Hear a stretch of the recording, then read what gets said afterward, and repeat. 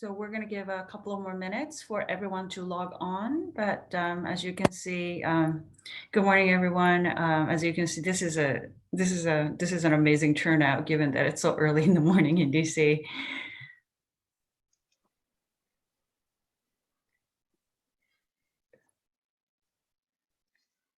Okay, so for the interest of time, I'm sure there are people who will continue to sign on as the session goes, but we'll just go ahead and get started. Good morning, everyone, from very early morning from Washington, D.C. But for those of you, if there are anyone who's signing from Asia, good evening. My name is Yuki Tatsumi. I'm a co-director of East Asia Program and director of Japan Program at Stimson.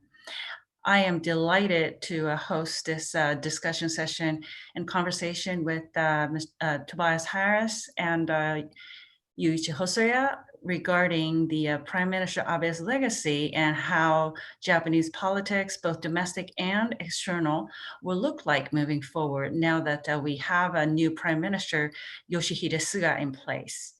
So these two gentlemen needs very little introduction, but just very quickly, again, delighted to have Tobias Harris, who is the author of Iconoclast, the first English biography of just resigned Prime Minister Shinzo Abe, and he is going to share his views on more on the domestic politics, economic policy side of things. And joining us from Tokyo, thank you, Hosoya-san, again. I know it's very late in Tokyo. He's a professor of international politics at Keio University, and he actually has been sitting on a couple of government sanctioned panel on the security policy and national security strategy. So delighted to have him as well. And for those of you who are joining us, if you can see the icon says Q&A at the bottom of the screen, please use this function when I open the floor up for a Q&A session. Otherwise, I will not be able to go back and forth between Q&A function and the chat function. So please do use this one as well. So let's go ahead and get started. Gentlemen, it was quite a turn of events since the end of August, and now we're here in second week of September. We are seeing end of one era of Prime Minister Abe, who sat in reign for close to 8 years, and now we're venturing out to a new era in Japanese politics and post-Abe. So let me start off with this. What do each of you think is the biggest legacy of Prime Minister Abe and his time in the government? Let me start with you, Tobias. Sure. Thank you, Yuki and Stimson Center and Hosoya Sensei for joining this to have a conversation. This is great, and really appreciate having this conversation. So, and there are a lot of things you could say. I mean, when you've governed for almost 8 years, I mean, he lots of different policy achievements. Certainly set out to achieve a lot when he returned after 5 years in the political wilderness in 2012. But I think actually you really have to start with his longevity, and because everything flows from that. And I think it's in some ways easy. It's easy to forget, or maybe it's not, based on some of the anxieties that we're hearing this week as Suga has taken over. But you're remembering just how frustrated I think Japanese felt, I think how frustrated Americans felt after you had 6 prime ministers in 6 years from 2006 to 2012. And just the unpredictability, the fact that you didn't really have governments that could set out a clear course and follow through on that. And you have Abe come back in 2012. I don't think anyone really expected that we'd be having this conversation 8 years later. I certainly didn't. Maybe that's maybe I need to work on my forecasting skills. But I mean, I think there wasn't much reason in 2012 to necessarily think that he would have the wherewithal to last this long. And through a mix of luck and his political skill and the skill of people around him, including the new prime minister, he did last. And I think being able to last that long meant that you got, I think for the first time in quite a while, consistent economic policies for a long time, that you had, the government was applying more, I mean, with some stop and start on fiscal policy because of consumption tax hikes. Nevertheless, policy pointing the same direction, commitment to policy experimentation, to trying reforms that maybe took a few years, but you could actually follow through. I mean, you look at, for example, agricultural reform was sort of a multi-year process, and they pushed it through, and they kind of were able to keep at it. But if you had a turnover in government, you don't get that happening. You could say the same, and I'm not gonna, I don't want to step on Hosoya Sensei's feet too much, but on foreign policy too, just that you were able to have the clear articulation early on. You had a national security strategy, and that was followed through over and over again. You were able to, Japan could show up at meeting after meeting. I mean, I can't get over the fact that Abe took 81 foreign trips in just under 8 years. I mean, that is an extraordinary act of just showing up, being heard, providing money, providing a clear voice, and you basically had an end to this discussion. Is Japan passing or Japan missing? I mean, that was really that debate was silenced, and to some extent that was what Abe set out to do when he turned out. I think there was a risk. I mean, the downside, I think, of stability was that over time, stability ended up becoming an end in itself, which meant that I think some of the more, some of Abe's ambitions, I think, ended up being set aside because I think he didn't want to necessarily risk the political capital that it might have taken and risk losing power. But we shouldn't, I mean, having the government around in power consistently doing what it said it was going to do, or at least trying to do what it said it was going to do, shouldn't be undervalued, and certainly when you compare Japan to other democracies. Thank you, Tobias. So, Hosoya Sensei, what's your take, especially on the foreign policy, national security policy side of things? Thank you very much, Tatsumi-san, and thank you very much for everyone who joined in this seminar in the early morning. I'm grateful for that. I like to focus on the 3 points because everybody talked about stepping down of Shinzo Abe, but I personally feel that his legacy remains. And he brought a radical change, a kind of a revolutionary change in Japanese foreign policy. That's why Prime Minister Suga just come after the revolution. So that's why every new prime minister, I think, would be quite fortunate enough to use that legacy, Abe's legacy. So let me point out the three aspects. The first one is the institutional change. Abe created National Security Council in December 2013. And of course, Prime Minister Suga can use it. But before that, interdepartmental rivalries are really serious. That's why it was very difficult for any prime minister to try to coordinate different voices. But within the National Security Council and also within the National Security Secretariat, Japanese prime minister can fully utilize the institution to have integrated and a long-term policy. So that's why I think that Shinzo Abe's contribution to create such an institutional change is fundamental and really, really huge.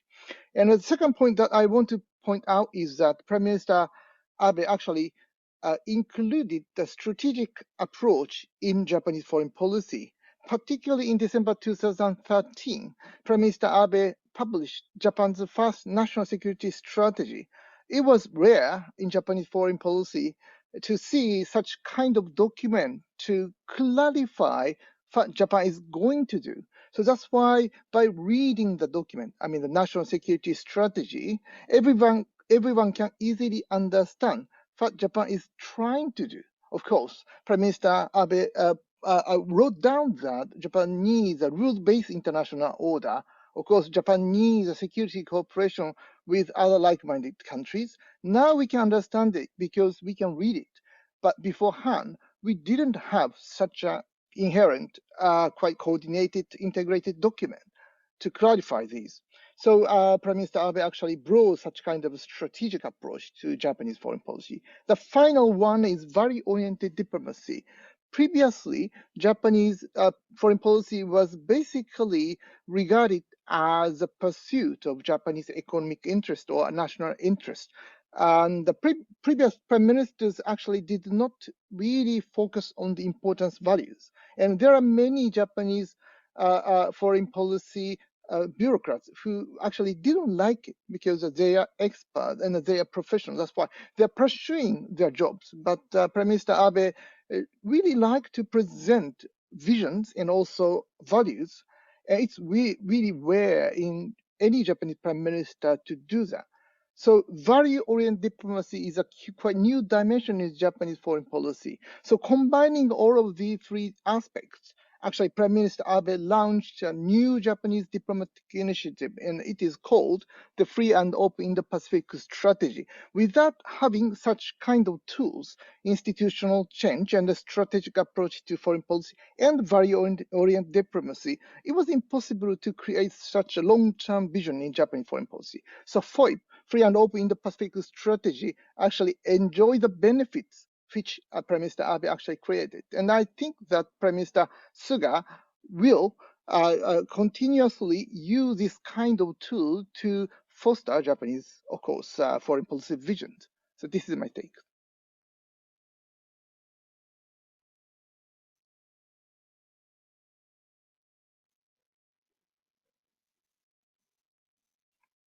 I think you are still muted, Tatsumi-san.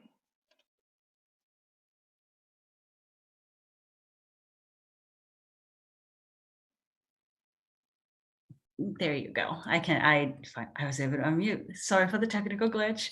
Thank you both for these initial thoughts. And then now we have a new Prime Minister, Yoshihide Suga. So my next question to you is, giving the what Abe left for his successor, and you probably will agree with me that he actually faces a number of challenges moving forward.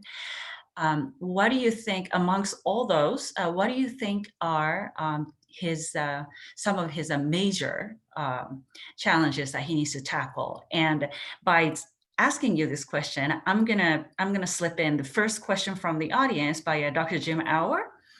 And Tobias, this is your time for your forecasting hat. His question is, how long will Prime Minister Suga last? So I'll start with you, Hosoya-san, and then move to Tobias. Thanks. May I just speak first? It quite depends on whether Yoshihide Suga can win the next election. I basically think that Prime Minister Suga will do the general election within this year, perhaps October or perhaps November, I think, or December. And the most recent public opinion supporting rate for the new cabinet is 64, I think, and 64% of supporting rate is higher than the first supporting rate for the second Abe administration. So it's a very good start. I don't think that this can last, unlike Prime Minister Abe's second administration, because Suga is basically extremely pragmatic, and Suga is not good at presenting himself in public. He's good at responding to questions, but he is not at all populist. He's a quite pragmatist. That's why his first hurdle is whether he can win the first general election. And if he can win the first general election, maybe after that, he will have much bigger power to control the party, ruling party, LDP. And then he can do what he wants to do, particularly by establishing a new digital agency. He said that he will create it in 2021. And if he can create it, maybe he can lead something new. But the biggest challenge he will face is not just general election, winning the general election, of course, the coronavirus.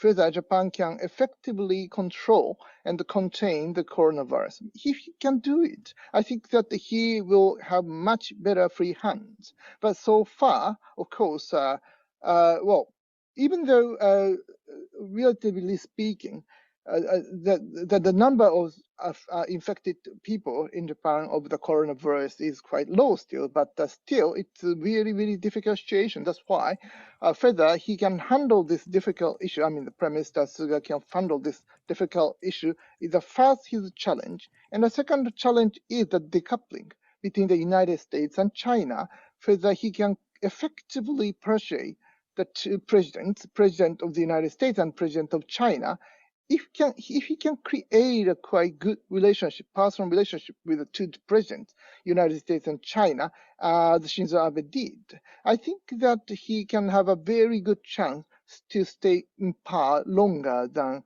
he originally thought. Great, Hosoya-san. Great segue into moving into Tobias. And let me actually slip in another forecasting hat for you. Yeah. Ambassador David Scheer has asked, is a snap election likely? And why would Suga want one? If not, why would Kono say there's going to be a snap election in his now almost infamous CSS remarks at the Mount Fuji dialogue? And I guess another thing, I think this is probably a book for both of you, is that why was Kono appointed as administrative reform minister and didn't stay as the defense minister? This is purely, for both of you, a speculation. But go ahead, Tobias, and then I'll come back to you, Hosoya-san, specifically Ambassador Shields' question. This is some nice inside baseball. I have a piece in the Japan Times today, making, I guess, the cautiously optimistic case for why we shouldn't assume that Suga is going to be the beginning of a new revolving door premiership. And I think there are three reasons why there's some reason for optimism. I guess maybe to disagree a little bit with Hosoya Sensei, I wonder if Sugos personality might actually serve him better than we thought. It's hard to judge because I think for 8 years, even though he's given 2 press conferences a day for 8 years and has been in the public eye, basically his personality as a politician has been subsumed. He was playing a role. His job was not to be out there and overshadowing the prime minister. So we haven't, the voters haven't really, I think, gotten to know him at all. But that means that I think as we've sort of seen in the last couple of weeks, and you've got these soft-focused human interest stories about Suga, you realize that he does have assets that I think could appeal to voters in ways that might make his government actually quite stable. I think the fact that he's the first non-hereditary LDP leader, depending on how you would code Mori, basically since 1990. That's new, and that's definitely an ability to speak more directly, more clearly to the kind of things that voters are interested in hearing. You read what Suga writes and the kind of things he said and his sort of how he sees himself as a politician. He views himself as about solving problems that affect people directly. And I think, you read about his role in the Abe administration, oftentimes he was the one whispering in Abe's ear, don't forget about Abenomics, don't forget about making sure that you're making people's lives better. And coming into power with that sensibility and remembering that that's his job, and being able to make that clear that that's what he's trying to do for voters. That is a good place to start from, not having to be reminded of that. Having a grasp of rural Japan from being from Akita originally, but also of course representing Yokohama, and so knowing just knowing the problems of urban Japan as well, that he has, I think, an ability to understand the issues that affect Japanese voters most, maybe in ways that maybe even Abe didn't, which is why he needed Suga whispering in his ear. I think related to that, I don't think we should underestimate his political acumen. The fact that I think he has extensive ties throughout the ruling coalition, which I include Komeito in that, and keeping Komeito happy is an important part of the job of being an LDP leader, given the LDP's dependence on Komeito's support. He obviously is extremely capable when it comes to managing the bureaucracy. We saw this over the last 8 years, and from day one, making clear that he was going to control the personnel appointments across the government, and it's something he cares about. It's something he recognizes that it's essential for him to do his job effectively, that if he's going to deliver what he says he's going to deliver to voters, he's got to control the bureaucracy, and he's probably able to do that better than pretty much anyone else. And I think the last one, and maybe this might even be the most important thing, and that is, I don't think we should underestimate the appetite or the lack of an appetite for change on the part of the electorate. I think, the public wants stability. The public wants a government that's going to stay. And what that means is that I think the public is going to be quite forgiving of mistakes. And the thing that I think is one of the most telling, one, you can look at the recent polls that show the public's appreciation for Abe has soared after he announced his intention to resign. But more than that, for the last 3 years, Abe had been consumed with allegations of scandals and allegations that the public largely believed. I mean, very large majorities accepted that the government's explanation for the Moritomo Gakuen, Kakegakuen, the cherry blossom stuff, the public largely accepted that those explanations, there probably was some fire there. It wasn't just smoke, that there was a real issue there. And yet it wasn't until COVID-19 and the kind of perceptions that the government had mishandled it or hadn't done a good job that his numbers really sank to a dangerous level. And that wasn't why he ended up resigning. But the point is that the public was largely willing to stay with the prime minister for several years, even though they didn't particularly like what was going on or like that these issues were hanging around. And I think that really goes to show that it's an unstable world, all the more so because of the pandemic. They want a government that's going to stick around, and as long as the government is delivering more or less an effective response, and certainly if and I think Suga gets it, if he can get coronavirus right and keep the economy, get the economy moving in the right direction, that might take care of a lot. I mean, the opposition, yes, we've seen another merger on the opposition side. The public does not seem particularly interested in that. I don't think anyone's eager to have another LDP leader next year. That gives, it just means I think he's got a lot of room for maneuver.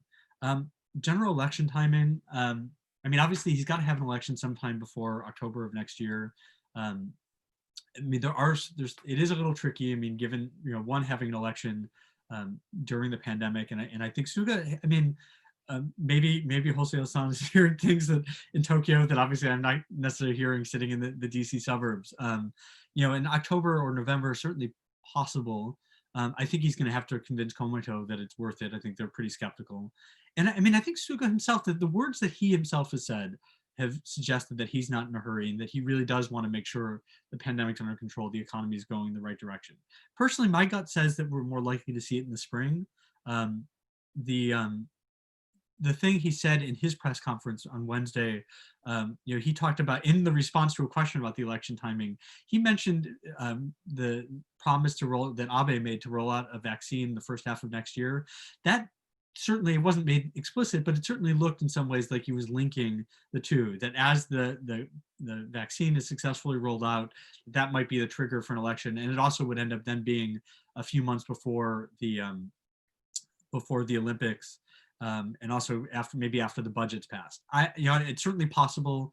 I understand the logic, and I think in the LDP there's a concern that if you miss the opportunity now, when approval ratings are high, the window might shut, and then you'll end up in a situation like they think, they look back at ASO and they say, oh, look what happened. We waited and we waited and waited and we waited too long, and then we ended up losing power. I think the situation's different though. Because of the opposition, the Democratic Party of Japan in 2007, 2008 was ascendant and posed a threat. I don't think we're there yet. I think he'll still have some freedom with being able to call an election without worrying that the LDP is going to lose. But I guess we'll see on that front. And then on Kono, I think we should be skeptical that it's a demotion. This is a prime minister who has said that administrative reform is one of his top 2 or 3 priorities. Giving Kono that responsibility means that he's going to have an important role to play in this government, moving one of its most important agenda items forward. There was a Nikkei reporter who noted on Twitter that there's an example of Nakasone, who had been the head of the defense agency and other sort of high jobs, and then at the start of the I guess in the Suzuki government was the administrative affairs, got the administrative affairs portfolio, which looked like a demotion, but then leaped from that to the premiership. So it's been done before. I don't think this. I still think he's probably the top. At this point would be my bet on who follows Suga. Whenever that ends up being, but. We'll have to see. Great, thank you, Tobias. Hosoya-san, I have a couple of foreign policy specific questions for you to start. This is on Korea. So Terence Matsuo, formerly with the Nelson Report, he asked about if there's any appetite or bandwidth on the part of Suga to try to do anything constructive to kind of a break through this current stalemate, a diplomatic stalemate with Seoul. And relating to that, Greg Scarlett from a National Committee in North Korea also asked whether Suga, noting that he was once at the minister in charge of abduction issue, that his appetite for pursuing this abduction issue more aggressively, and also his openness to a potential meeting with the North Korean leader Kim Jong-un. So I'll start with you, Hosoya-san, and then hark back at Tobias if he has anything to add. Yeah, thank you very much. Perhaps Japan's relationship with Korea will continuously be one of the most difficult challenges or questions for Japanese foreign policy. Suga was in Prime Minister office had been in the Prime Minister's office for 7 years and 8 months, and he has raised so many issues. Actually, he was there in trying to create a better Japan-Korea relations, but he failed because even though Japanese government has been repeatedly tried to propose something, it was extremely difficult for Korean domestic politics to respond positively to that because of the high rate of anti-Japanese feeling in Korean public. And the issue is extremely complicated, particularly the current Moon Jae-in's government is supported by left-wing liberal supporters or groups. That's why more or less President Moon Jae-in is kidnapped by so many complicated and complex interests or voices surrounding President Moon Jae-in. That's why it's always difficult for Korean government, particularly President Moon Jae-in, to move forward.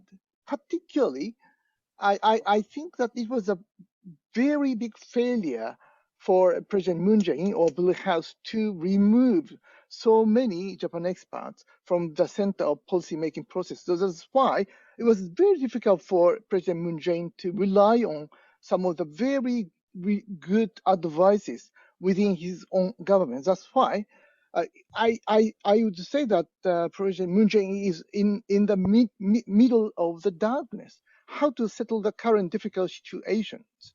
So knowing this kind of difficulties, I think that the Prime Minister Suga fully understand the difficulty of solving problems. So I think that basically Suga's approach is wait and see. Further, the timing has come.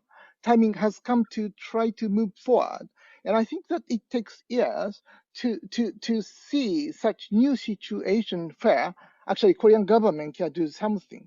So whenever Japan proposes something new, of course, we can create some agreements with the Korean government, but within a year or two, actually, Korean government refuse the settlements and abandon it, and once again criticize Japanese government because of the agreement that previous president of the government, Korean government, actually created.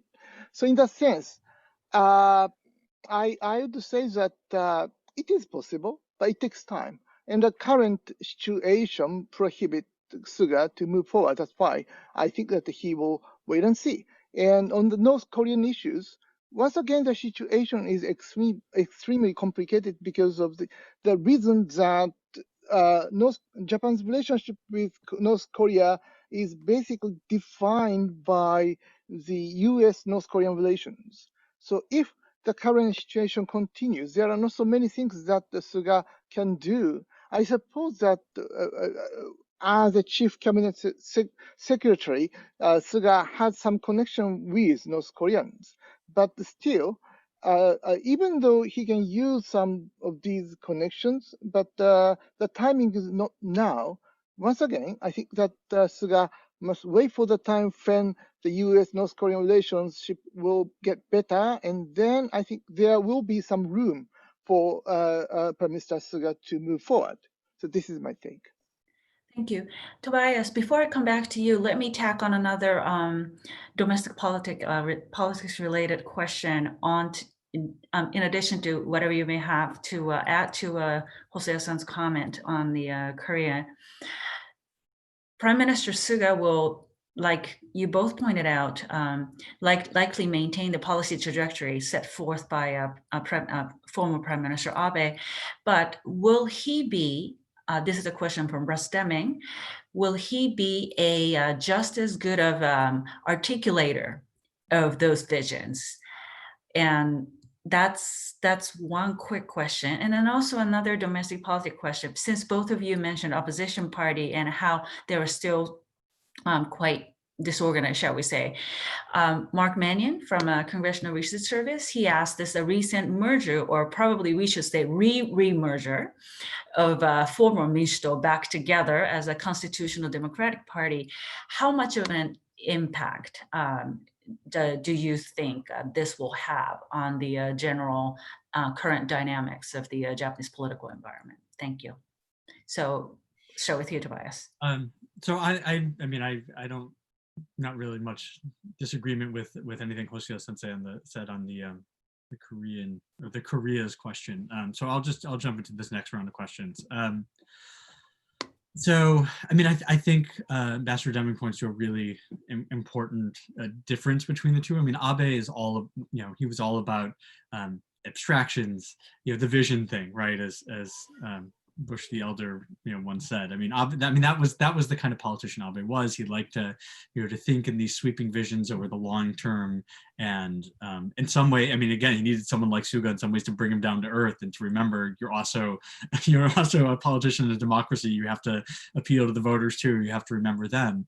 I mean, Suga is clearly the opposite. I mean, he is not someone who, he's not thinking in isms. He's not thinking in abstractions. I mean, anyone who follows me on Twitter knows I went through Suga's 2012 book about controlling the bureaucracy and how the Japanese government ought to work. And I mean, the contrast, I couldn't get over the contrast between Abe's 2006 book and Suga's book, where, Abe opens his book by talking about what is conservatism, what is liberalism, and it's just like these very just abstract ideas, and then launching into foreign policy. I mean, Suga's book does not talk about foreign policy. It is, it's basically in some ways a memoir of his year as Minister of Internal Affairs under the first Abe government. And I mean, just very, tangible, very detail oriented, very focused on, what is a problem? Here was a problem. Here's how I solved it, by working with the bureaucracy, I think that is just the kind of politician he is. But I mean, and for the moment, because of the transition, because of the circumstance he faces, he's probably okay for the moment. We saw during the brief LDP campaign, sort of his first statements as prime minister, it's very much, I'm going to continue with the work that the Abe government began, and for the moment that is probably fine. At some point, and certainly if he wants to be on the campaign trail, and as if he wants to govern over the longer term, I mean, he is going to have to ultimately, I think, offer some sort of vision about where he sees Japan going. I mean, he's not the chief cabinet secretary anymore. He is the prime minister. There's got to be some idea. I mean, some of that can be overstated, particularly if people feel like the government is working well and is addressing their concerns. I mean, that still is probably most important. But at some point, I think the questions are going to be there about, okay, what do you want to do? How do you, intend to address some of these bigger long-term challenges? Mark, thanks for the opposition question. I figured we'd get that from you. It's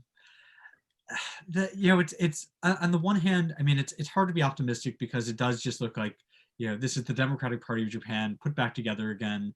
I've been thinking of it as, in some ways, a declaration of failure on the part of Edano. I mean, I was in Japan for the general election campaign of 2017, went to some constitutional democratic events. I mean, there was some real excitement, I thought, around Edano, that, here was a chance to maybe make a new brand, bring in new people who weren't maybe tainted by the memories of the DPJ years, and really start from scratch, which I think is, ultimately I think is what needs to happen. That you need new new people entering politics, starting at the local level even, fielding candidates, for the local races and the prefectural races, and then creating a pool of candidates, from those lower races that you can draw into national politics, instead of just having the same national politicians who, you change the labels and maybe the coloring of the branding, but, leave everything else the same. That you really need, if an opposition party is going to be meaningful in Japan, it has to be a way of bringing new people into politics, new voice. It should be,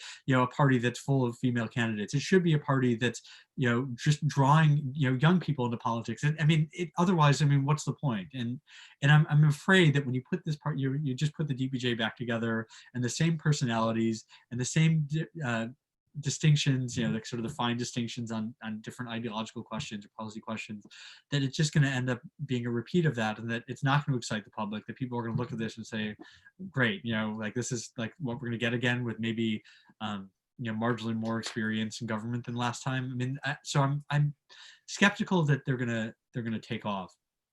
I guess the one possibility, though, is that you do now have the transition to a new government that is still going to take some time to find its footing. It is a very challenging policy environment. There are lots of ways in which this government could make mistakes that that Abe didn't make. Whether it's a foreign policy mistake. There are big foreign policy challenges. COVID-19, if it's mishandled, that's an opportunity. But it's going to depend on. I don't think the opposition is in a position really to make its own luck. I think they'll maybe be able to field more candidates without worrying about the vote being divided necessarily. But the government's going to have to make some sort of colossal error, I think, for the opposition to be in a position to capitalize on that. I don't think there's a program they can offer that hasn't been offered before that would suddenly make the public say, okay, well, we're gonna change our minds, and we're gonna and again, going back to what I said earlier, just about the public's desire for stability in an increasingly unstable world, that's hard for for this opposition to fight against. And if Suga is as competent as I think he's capable of being, that's going to be hard for them to break through. Thank you. So next question is on Japanese energy policy. As we both know, as we all know, since the Great Eastern Japan earthquake and the meltdown of Fukushima nuclear power plant, there has been quite an adverse environment for Japanese pursuit of nuclear energy as an alternative source of energy. So how do you see under Suga Japan's energy policy might look like, particularly on this issue of a nuclear power? Who wants to go first? Who wants to go first? Okay, let me talk fast. Two most important cabinet ministers, I would say, are Konotaro and Koizumi Shinjiro, because they are very close to Suga. And Suga needs to rely on their popularity because of the coming general election. That's why I think that two cabinet ministers, Kono and Koizumi, must play a very important role. And Koizumi remains as environmental minister, and he is extremely powerful in trying to move forward some of the important agenda. And he is interested in renewable energy, and he is trying to find alternative to previous carbon energy. And that's why he's, at the same time, he is trying to be extremely realistic. Actually, I am in his advisor panel on environmental issues, and he tried to be to be more realistic, because he and I talked that the previous environmental agenda more or less quite dominated by liberal wing, but those considerations must be mixed with our economic policy considerations that should promote Japanese economic growth. Otherwise, these agenda on environmental issues cannot be supported by a majority of Japanese voters. That's why Shinjiro Koizumi tried to combine several different elements by adding the element of that energy policy within much broader framework. I think that he is ambitious. He is trying to become prime minister, I would say. And that's why he is not just an ordinary environmental minister. He trying to include that element in much broader policy agendas. That's why he's powerful. And also Kono is important because he tried to make a radical change in policy making process. That's why I would say that Suga is much more radical reformer than actually Shinzo Abe. And so that's why we can be really optimistic about the future of those reforms, because Suga can do it, because Suga can control Japanese bureaucracy. That's why he can move forward. The only thing is whether this kind of radical reform can be supported by Japanese voters. That's why, as I said, Suga must rely on the popularity of both Kono and Koizumi. And they are from Kanagawa prefecture districts, which means that under the influence of Suga. That's why they are in the same kind of a group. That's why I think that they try to create something new, but the agenda is not Suga's, but I think the agenda is Koizumi's, to create a new kind of energy policy based upon his consideration on radical reform on Japanese environmental policy. Great. Tobias, do you have anything to add? Just maybe specifically on the nuclear energy issue. I mean, I think you got this pattern during the Abe years where he came in and I think wanted to be much more aggressive about getting nuclear power plants restarted, but the public opinion I think settled in a way that made it I think hard to do that. Local opposition I think made it hard to do that. The court system made it hard to do that, and I don't think any of those factors has changed. So I think you'll still be in a situation where it's where aspirationally, having nuclear power as a significant part of Japan's baseload power is probably going to continue. But the practical realities are that there's not really much to be gained by pushing harder for that. Unfortunately, because if you want to look at Japan's commitment to decarbonization, in the near term, they're going to do it without having they have the nuclear power plants, having them off and relying on coal or imported hydrocarbons is not the answer if Japan wants to really get serious on that front. But I mean, politically, it just seems like it's been, shelved because it's just, I think the Abe government threw up its hands and said, we can't change minds on this. And so we'll just sort of let the process play out at what's been, I think, a pretty glacial pace. So that's unfortunate. And I will say also, if Kanagawa ends up dominating Japanese politics, that's fine. I mean, I'm a former Kanagawa resident. That sounds good to me. Thank you both. So this 45 minutes flew by. So we're now at the last minute, but hopefully our conference coordinator team can give us extra couple more minutes, because I do want to come back to you with your final question. So to both of you, if you can pick and choose, and whichever the question that you want to answer, I'm going to give you three options. One is what are the odds for Prime Minister Suga to try to move the ball forward on the constitutional reform on the issue of Article 9? That's option one. Option number two. This is more of a deciphering question. How does each of you think is the rationale behind selecting Kishi, Prime Minister Abe's brother, to the position of defense minister? I think this is the first time that he had this higher profile role in the more of a national security side. He was a deputy foreign minister before, but then not on the defense side. So what do you think is the reason? Do you think there is a hidden message at his appointment there? That's option number two. Option number three, what do you think is Prime Minister Suga's big foreign policy agenda?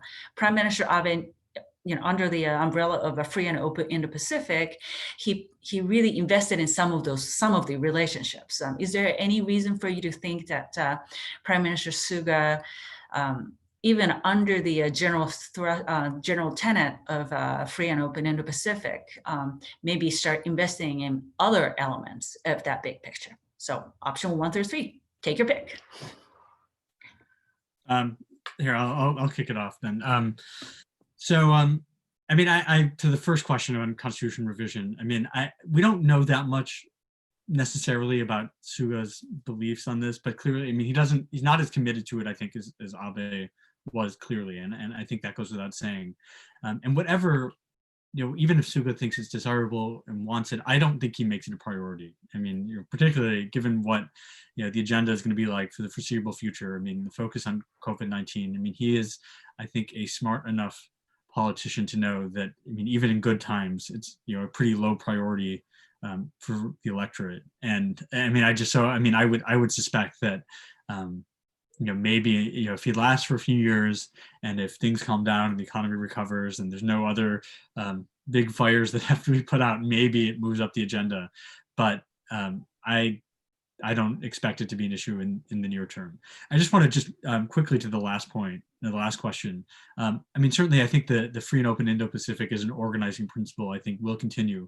What I'm curious about, what I suspect could be his focus, and this isn't a departure, but he was involved, I think, heavily involved in getting TPP done, basically this development of Japan as a leader on trade integration and global economic or regional economic integration. And a lot of it happened in the cabinet secretariat. There was a lot of coordination to get all of the ministries on the same page, basically, making Japan's answer to the US trade representative under those auspices.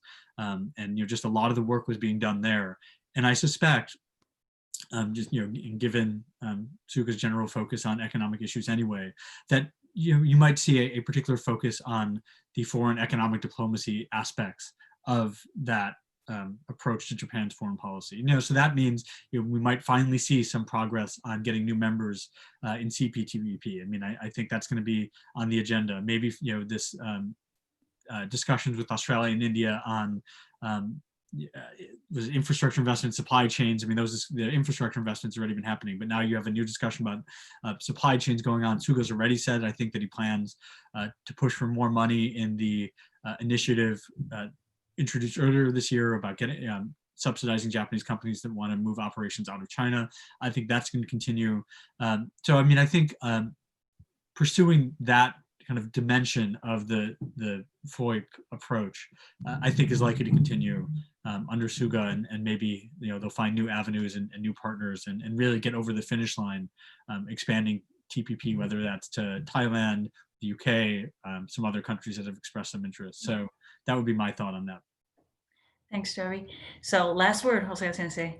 Yeah, thank you very much. I choose option 2, which means the appointment of Kishi as defense minister. First of all, ideology doesn't occupy an important place in Suga's foreign policy agenda. So that's why there is no particular ideological reason why Suga chose Kishi. And to understand the appointments of those cabinet ministers, it is important to understand his relationship with Abe and Nikai and also Aso as well, because Suga is not a leader of any factions. So Suga needs a strong support of big factions, and also Prime Minister Abe's support for his challenge, to become next prime minister. So that's why it's natural to understand how much Suga is grateful for Abe's support. To respond to that support coming from Abe, it's natural for Suga to appoint his younger brother as some cabinet minister. And always, defense minister is not a popular cabinet minister. That's why there is always a vacancy in defense minister like previous ones. That's why I think that it was possible for Suga to choose Kishi as new defense minister. But anyway, as I explained earlier, because of thanks to the institutional change which Abe brought, it is important to look at the National Security Council. And 4 ministers meeting is a key. That's why Kishi is just a part of that 4 ministers. Of course, Prime Minister's office is controlling the whole agenda. That's why I don't think that Keshi can play any significant role. And basically, I think that defense policy is defined within Prime Minister's office and particularly within National Security Council. Thank you. Great. Thank you. So with that, I'm sorry I know there are at least 3 questions that I couldn't get to, but try to get to as many questions as possible. I'd like to thank both of you, Tobias and Hosoya Sensei, for joining me this morning and evening for Hosoya-san. And thank you everyone from wherever you are channeling in to join us this morning. So I hope everyone stays safe and healthy, and look forward to seeing you at the next Japan Program webinar. Thank you. Thank you very much, Tatsumi-san. Thank you very much, Tobias. Thank you, Hosoya-san. Thank you. And Thank thank you, you very Yuki. much for everyone.